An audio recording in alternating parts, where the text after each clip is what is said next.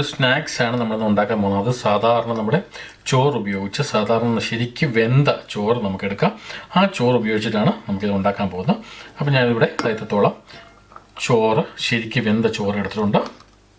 അപ്പോൾ ഇനി ഇതിലേക്ക് ആഡ് ചെയ്യാൻ ചെറുതായിട്ട് സ്ലൈസ് ചെയ്തേക്കാം നമ്മുടെ സബോള.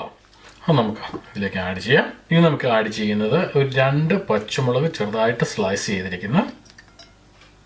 ഇനി ഞാൻ ആഡ് ചെയ്യുന്നത് നമ്മുടെ സാധാരണ സ്പ്രിംഗ് ഒനിയനാണ്. സ്പ്രിംഗ് ഒനിയൻ അത് ചെറുതായിട്ട് ഇതുപോലെ തന്നെ കട്ട് ചെയ്തിരിക്കുന്നത് ഇതിലേക്ക് ആഡ് ചെയ്യാം.